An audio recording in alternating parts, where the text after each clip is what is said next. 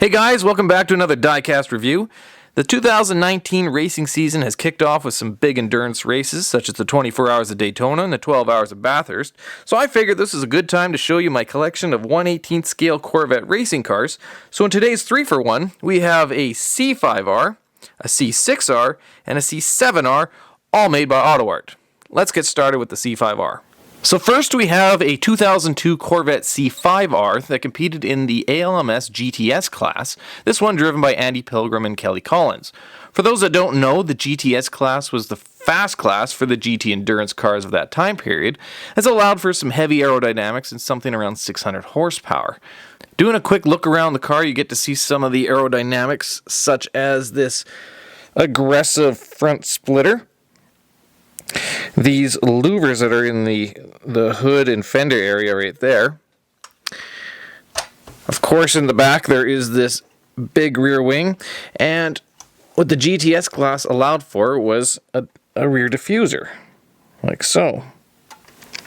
So going back to the front of the car, one thing I really like is this mesh grille right here, which is also right here as well. That just keeps all the debris out, but I really like the fact that it's a see-through mesh. You can see this one has the, full headlights versus the hideaway headlights that would be found on, I believe, the 97 to 01 street Corvettes. That, of course, is for aerodynamic purposes as well. On the side of the car, there is this opening right here which extracts the air out from the wheel well. There is a bit of a mesh insert here. I'm not 100% sure if it's, actually goes through or not, but at least there's a texture. Obviously, the exhaust pipe right here, which is what these Corvettes are, often known for, is their outstanding sound when they're revving up. They don't rev all that high. Usually it's only like, I think 5,500 to 6,000 RPM or something like that. It's really not that high for a race car, but boy are they torquey. And of course you got, your decals for, the lights that signified if it was in first, second, or third place. Getting a close-up of the back of the car, obviously it's very Corvette with the rear tail lights, but you get an idea how big the diffuser is back here. It overhangs quite a lot from the actual body of the car, like so. Getting a close-up view of the interior, you can see that while it is very much a race car with its roll cage and whatever, you can see that there still is a bit of a Corvette factory vibe to it, which I think is pretty interesting. And also note the gear shifter, which I believe this car still ran an H-pattern shifter, which I know for sure in 2001 it did. And I don't think it moved to sequential till around 2004, so just another interesting thing with the C5R. So without question, the most interesting part of this model is the fact that the body panels are removable. Of course, the door's open, but also you can remove the hood, like so, and also the rear deck lid, like that. So with the hood off, you get a good look at the 427 cubic inch V8. You can see the air inlets right here, which would lead to the restrictors for the intake. I really like the scoop area here with the for the aerodynamics to remove the hot air from the radiator. You can see a bit of the roll cage and the shocks and the headers, and so with the whole body panel off, you really get some cool details. With the rear deck lid off, you get a look at some of these cooling ducts and the hard lines. Of course, you get a good shot at the roll cage and some shocks and suspensions. So it's not very common you get the chassis exposed when you take off the bodywork. So I think that's a pretty cool feature.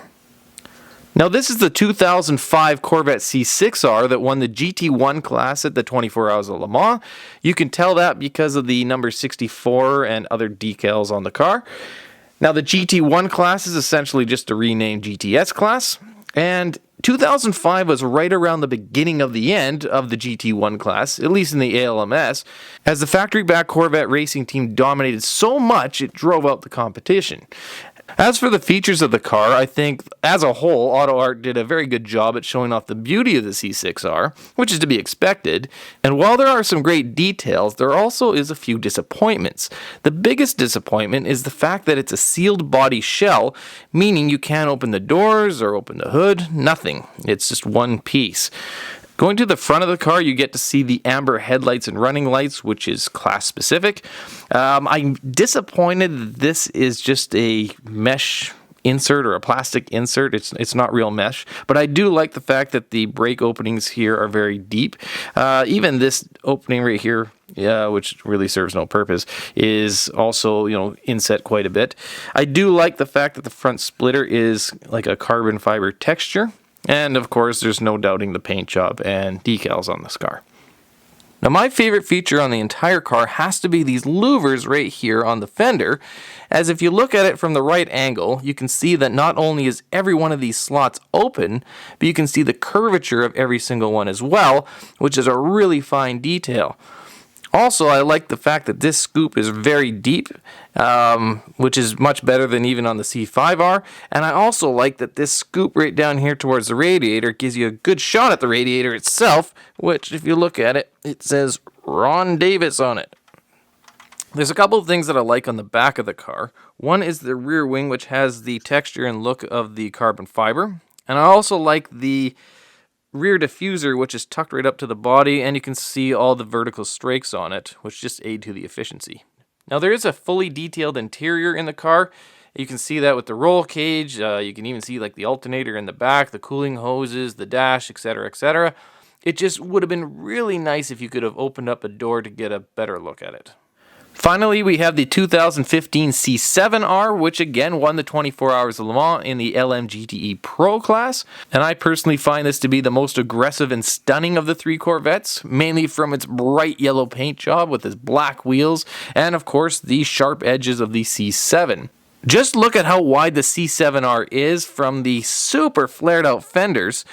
This car is actually wider than the other two Corvettes. At the front of the car, I'm very happy that AutoArt put in a mesh grille again. Same thing with the brake ducts here. And if you look at it closely, you can actually see the radiator through that mesh grille, which I think is really cool. One of my favorite features of the C7R is this rear opening in the fender. Now these slots are open, it says Z06 right here, but it also really shows just how wide that fender is, which you can also tell because of this huge undercut right here. It also gives a good shot of the exhaust pipe right there. And another thing I'm very happy about is the door open again. So you get another good shot at the interior. A quick shot of the interior shows the C7R is all business. There is very little that resembles the factory Corvette. There's all kinds of buttons. There's even a netting there for the driver in case of an accident. But yeah, all business, but a lot of detail. The back of the car is striking. It has this cool fan right here. You can see the floor is flat as per 2015 rules. I think I would have preferred the 2016 car as the rules changed and allowed for a big rear diffuser, but it is always cool to have a version of the car that was victorious in its respected field of racing. To conclude this Corvette Racing Team trilogy, I am very happy with each one of these cars in my collection. Of course, which car looks the best is subjective to every individual out there, but if I take that out of the equation and was to make a recommendation, I would have to go with the 2002 C5R. As for me, I really like to look at an engine of a vehicle, and because Corvettes are front engine, it's unfortunate that the C6R and the C7R don't allow that to be displayed, whereas the C5R not only allows you to see the engine, but you can see the interior and the rear of the chassis as well. If you'd like to see some close-up pictures of the car, check out my Instagram, the link is in the description. If you liked the video, hit that like button, subscribe if you can, and thanks for watching.